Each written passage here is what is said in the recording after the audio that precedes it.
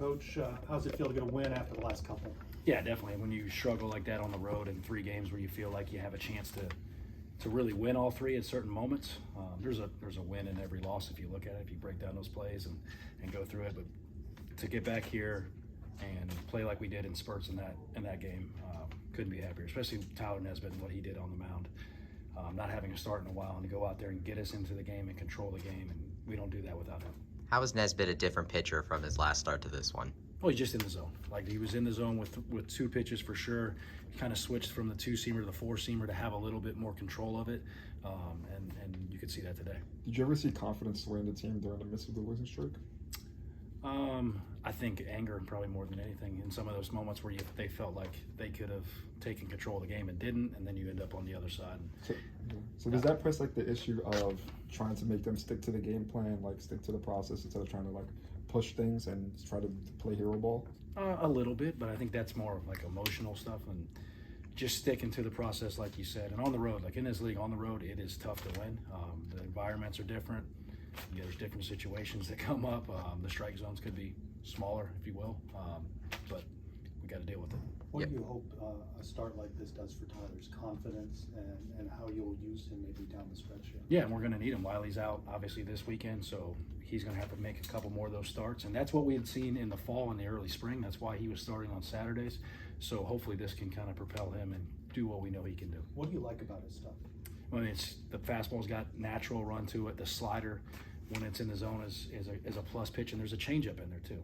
He can field his position. He can hold runners. Like, he can do all those things. He just has to throw more strikes, and he's starting to. You had this year. Victor came back out today. Ended up having like a solid appearance. 5 strikeouts out of the 7 batters he faced. What was it like to see him out there? And that's 3 of the last 4 outings that he had. They've been pretty good. So if he continues that trend, we need that too. We're a little light in the bullpen in some spots, and it's big to have those guys go on one day and then him and Sauce go on another, and kind of have that tandem back and forth. That would be nice to see going forward. You mentioned Wiley being out this weekend. Do you just have any update on how he's doing? He's better. Like, it's getting better with an oblique injury. It's kind of week to week and something that we got to kind of work through. But he's way better today than he was 5 days ago. Coach, over 70% of your team is Florida native. Mm-hmm. Why do you think there's so many players from here? Well, that's a thing that we're trying to do as a staff, right? Like, we start right here in Central Florida with our recruiting and move out through the state, and then we do want to recruit nationally, but we start here and we try to get as many guys as we can from the state of Florida on this roster.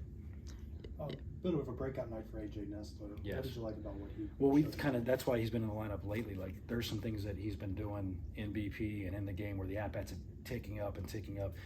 At a time in the fall, he was our best hitter. So to see that guy kind of get back to what makes him successful, and those are 2 really big swings by him tonight. When you're slumping there, is it just keep working, keep plugging away? Yeah, you don't have another choice. Like, it's kind of doesn't matter. Find a way to get better. That's kind of what we talked about today as a team. Like, you can feel any way you want to, do anything, but when it comes down to you're asking yourself questions, it really doesn't matter. Just find a way to get better.